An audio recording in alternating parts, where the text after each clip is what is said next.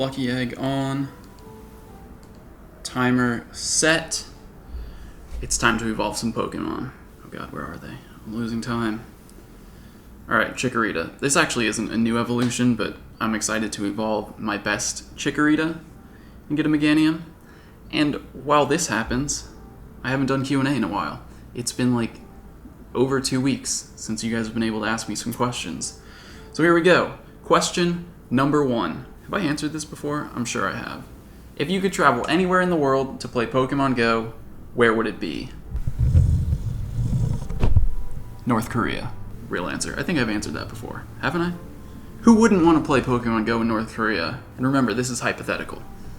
I know that it's probably impossible, and that I'd never come back if I tried to play Pokemon Go in North Korea. But if I could travel anywhere in the world to play Pokemon Go, for the purpose of answering this question, North Korea. Vine Whip Petal Blizzard is actually pretty good. It's not Vine Whip Solar Beam, but I'll take it. 1135. Great for prestige. Now, here's a new evolution. I'm finally using my Sunstone. I've been waiting for this for a long time. After this, actually I'm doing quite a few evolution items. Item evolutions? How are we referring to these? That's brand new. I'm very excited about that. This haircut, also brand new. Not as excited about that. Razor Leaf, Dazzling Gleam. How about Hoppip? This will be a new evolution, not this one, but the one that comes after it. How about some more questions, though? Have they done anything about the cheaters? Actually, they are starting to do some things about the cheaters. In a Pokemon Go development, or like tracker development Discord channel, they recently posted that Niantic is starting to take action and banning a lot of the bots that they use for the trackers. They're cracking down on spoofing. I know we've had this conversation before. We've said before that Niantic is working on stopping people from using services and, you know, things that are against terms of service, and that's another kind of bad moveset. It's okay. It's a new Pokemon. It's from Rotorua, so cool. But anyway, yes. Ooh, this is the big one. I gotta concentrate on this one. Niantic is working to do something about the cheaters. Here we go. Well, it's not that exciting quite yet. But after this, it gets exciting. This is my first Tyranitar, after the one that got away. Hello, darkness, my old friend. Alright, here we go. Oh, and it's from Sydney. That makes it extra special. I'm hoping for a good moveset here. But I mean, honestly, I'll be okay with anything at this point. I'm probably just going to be putting it in gyms. It's not the best. I mean, it is a really good attacker, but I have my attackers already.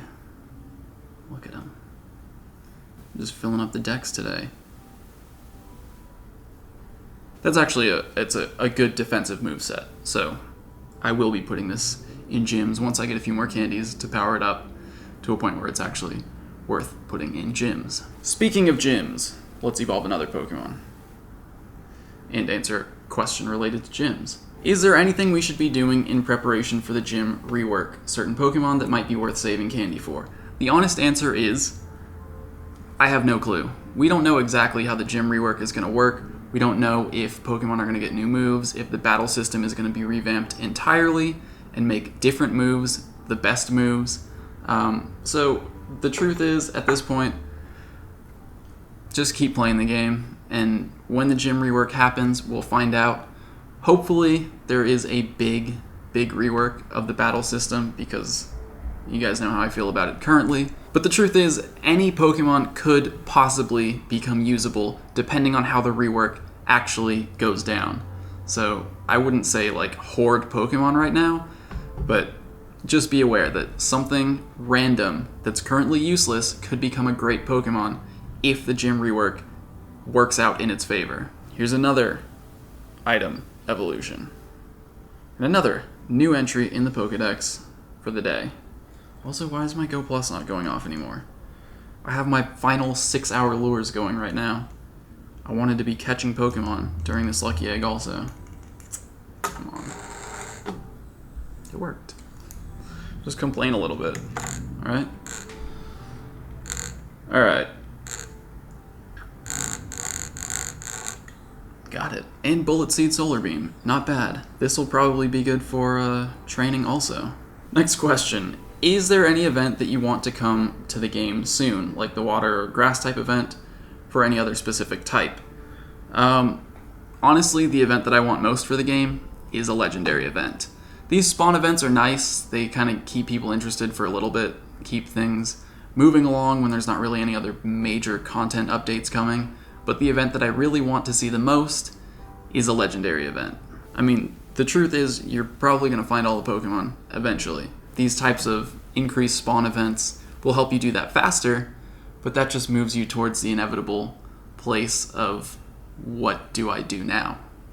But legendary events also move you towards that. But they're way more exciting because we don't have legendaries yet. Alright, this Swinub, I have to admit, doesn't actually have good IVs, but it is my strongest Swinub. And since I'm adding a bunch of new Pokemon to my Pokedex, I might as well get Piloswine, which is actually how it's pronounced. I watched the anime. Piloswine, go! And the reason I'm choosing to evolve one that doesn't have good IVs is because I'm probably not going to power it up. If it gets good moves, it'll be useful for training.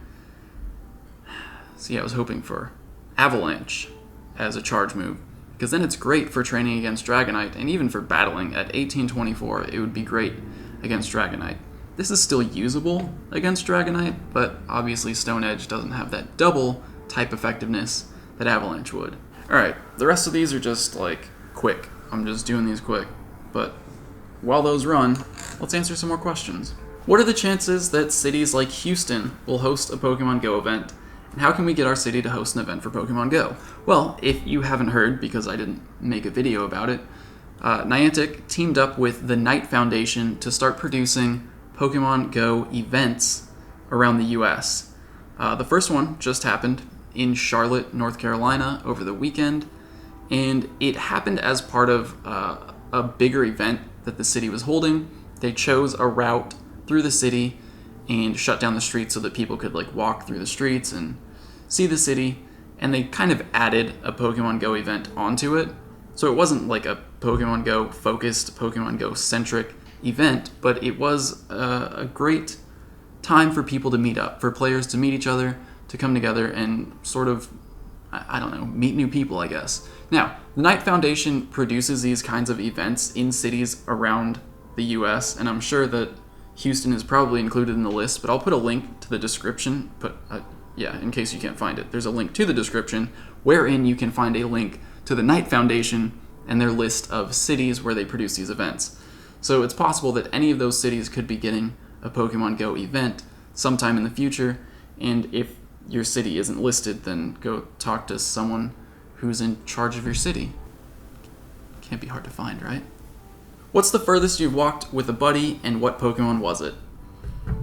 It might have been Porygon, although I don't think it was, but I accidentally transferred the Porygon that I walked with to get all my candies. It's not Porygon, because I've walked 160-something kilometers with my Mareep that is currently still my buddy. So, that's definitely the farthest. Do pineapple berries increase flea rate? No, they don't. They don't affect flea rate at all. Only raspberries, curveballs, throw bonus. There's a lot of things, but pineapple berry is not one of them. I have a trainer tip for you. The Pokestop doesn't necessarily have to be a circle for you to spin it.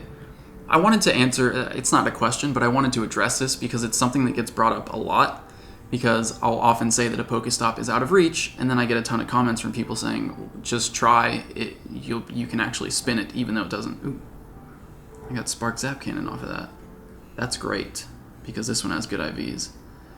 I might power that up. So anyway, a lot of people will say, just, you can spin it anyway, even though it's not open, it still looks, it's like a little square.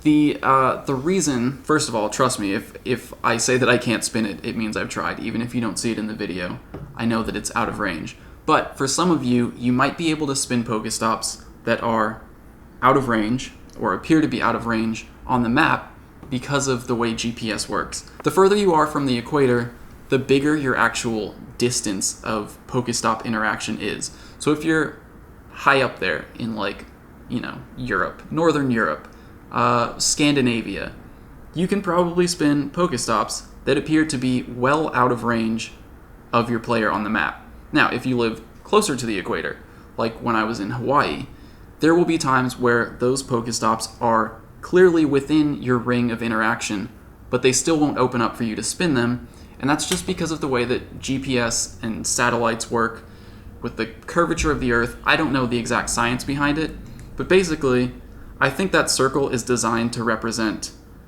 the average, or probably how the distance that you can reach Pokestops at Niantic HQ, because that's where they develop everything from. So again, if a Pokestop appears out of range, you can probably spin it if you're farther north or farther south in the world, and if a Pokestop is in range and you can't spin it, it's probably because you live closer to the equator. When will all shinies get released? I don't know. I honestly don't know. But there was a thread on Reddit recently that brought up a good point. When shiny Magikarp and shiny Gyarados were released, we immediately noticed a change in the way that regular Gyarados' color palette looked in the game. It went from like a lighter blue to a slightly darker blue. And the theory behind that is that they had to change the regular Pokemon's colors so that that model could display both the regular and the shiny version colors without needing some kind of other changes. So basically, what I'm saying is the first indication that shiny Pokemon are probably appearing in the game will be if you notice a color change for the regular Pokemon sprites. So once we see some kind of crazy color change like that, it's not a crazy change. But once we notice a change like we did with Gyarados, that will be the first indication that shinies are going to be available in the game. Just wanted to throw that out there. Also, that shiny Executor that's going around that people keep tweeting, it's fake. Don't worry about it. It's fake. What update are you most excited for? For me, it's PvP. I'm so excited for there to actually be like a competitive aspect, a one-on-one competitive aspect to Pokemon Go, because that type of thing will really keep people interested in the long run. Games that have strong competitive scenes stick around way longer than they should. People are still playing Super Smash Bros. Melee, and that game came out 16 years ago because there's a strong competitive scene for it. So if the gym rework, or even if PvP is not included, when they finally do add PvP, if they do it well, they can keep Pokemon Go alive and relevant much longer than they would under the current system. So that PvP is what I'm most excited for, because I'd really like to be able to battle some of you, to interact in ways other than saying, oh, what did you catch today?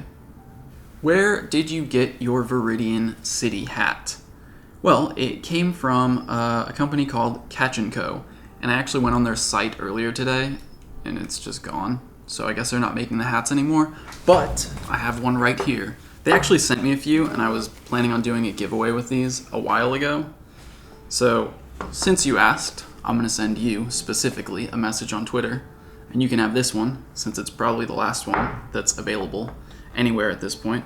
But I do have these two, Team Yellow, Team Blue, and then on the back it says BRB Training. So I'll do a giveaway for these.